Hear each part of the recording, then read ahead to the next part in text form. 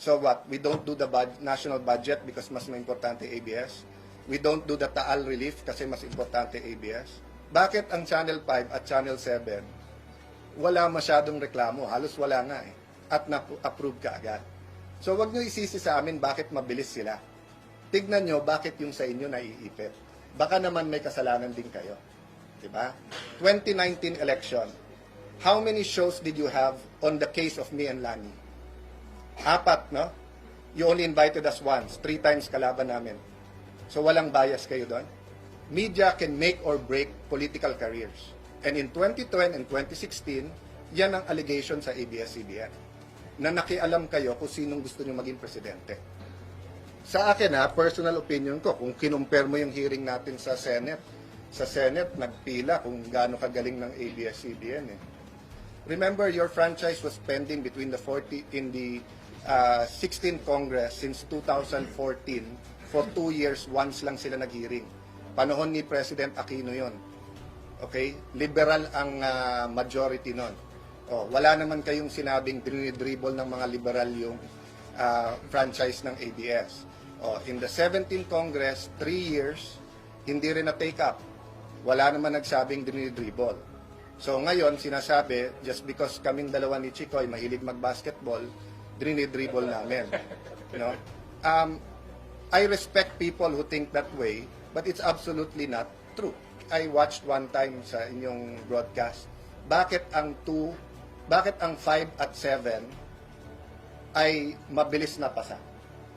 Ibabalik ko ngayon sa management ng Channel 2. Kaya sinabi ko mag-soul searching kayo.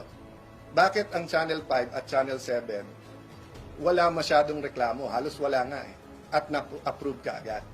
So wag nyo isisi sa amin bakit mabilis sila. Tignan nyo bakit yung sa inyo naiipit. Baka naman may kasalanan din kayo.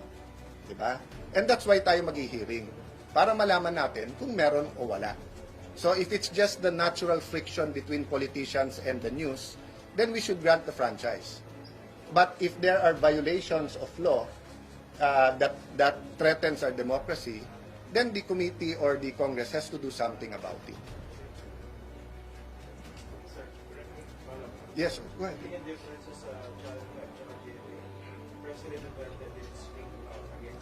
Yes, why didn't he speak out? Why didn't he speak out against them? Because he didn't think they were biased. No, it's not one person, Christian. Let me ask you this question. 2019 election. How many shows did you have on the case of me and Lani?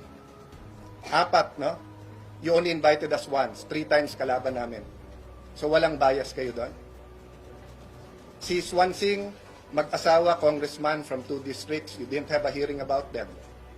Yung Albano, mag-asawa, you didn't have a hearing against them. So are you saying to me now there was no bias there? Bias in that particular respect. 4 shows, ha? 4 shows.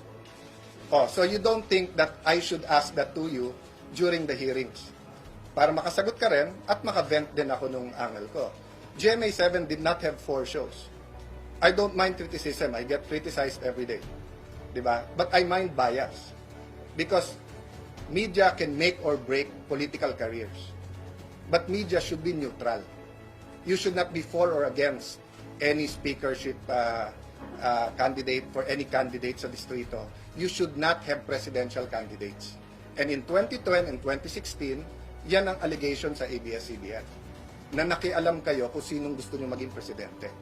Well, regarding Attorney Gadon's petition, I've appealed to the anti-ABS na if you think ABS was unfair at certain points in history, let's not be unfair to them now. Let's have a hearing and let's throw the accusations directly to them and let them answer. So it makes no sense that if you're accusing someone of being unfair, then you be unfair to them. Diba? So sa akin, pinakiusap ko sa ating kababayan, please don't stop us from doing our job. But it's his right. He's a lawyer, he's a citizen of this country. He didn't take my advice. Gusto niyang masara kagad ang ABS. But until the Supreme Court tells us that we should stop, and I don't think they will, because it's our it's part of our congressional responsibilities and duties and constitutional mandate to look into and grant franchises, no? So, siyempre, pag sinabi ng Supreme Court na bawal yung ginawa ng Congress, ibang usapan yon. But until that point in time, Attorney Gadon has one opinion of in 110 million Filipinos, and we don't share his opinion. Anong suggestion ko, interviewin niyo sila in the next few days. Kasi siyempre, iba yung context na dito sila tinatanong, kapaligid sa kanilang Kongreso. So they might feel that there's an infringement. But I read the NTC letter, and especially the answer of Secretary Guevara, very clear.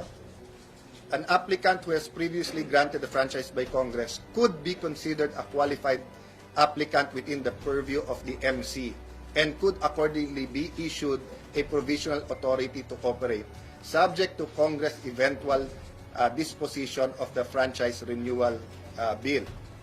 Conclusion. Based on the foregoing discussion, there is sufficient equitable basis to allow broadcast entities to continue operating while the bills for the renewal for the respective franchise remain pending with Congress. That's why nga, to allay any fears, if it is an attack on ABS-CBN or on the franchise, what the committee will do is simply deny, sarado ang ABS-CBN. Diba? We will not go through all this effort and these news cycles just so that isara. No. We are sincere in wanting credible, fair hearings, objective hearings on this. So personally, I don't see any reason for ABS to stop broadcasting when we go on break or when the franchise expires, no? Until may final disposition nila, meaning granted o hindi granted yung bagong franchise.